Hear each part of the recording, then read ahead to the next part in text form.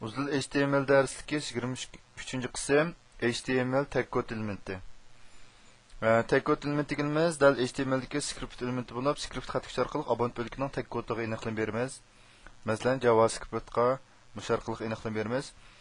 Script elementiga bevosita tag kod jumlalarni yozishga va yoki asosiy xarakterdan foydalanib sirtqi tag kod vujudini singdirib ishlatish mumkin bo'ldi. Masalan, misol qaraydigan bo'lsak, bu yerda script deb ma'no aniqlab berayotgandan keyin bevosita bat yuzda men hello world degan qiymatni ko'rsatsin degan qiymatni berdik. Maqolat bersak bo'ldi yoki mazmunni biz Uyg'ur.js deganning ichiga elib, maqolatda buni torbatga singdirib ishlasak bo'ldi.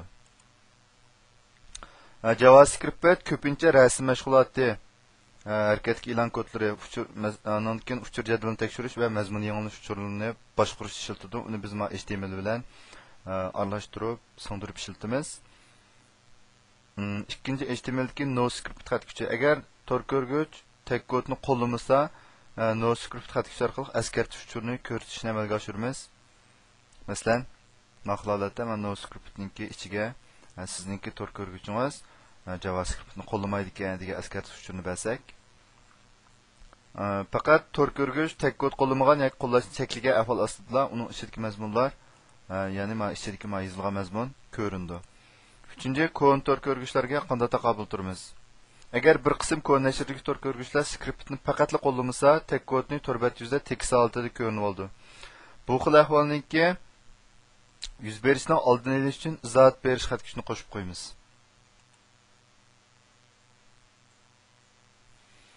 Ya'ni, misol qaraydigan bo'lsak, biz izohat berish,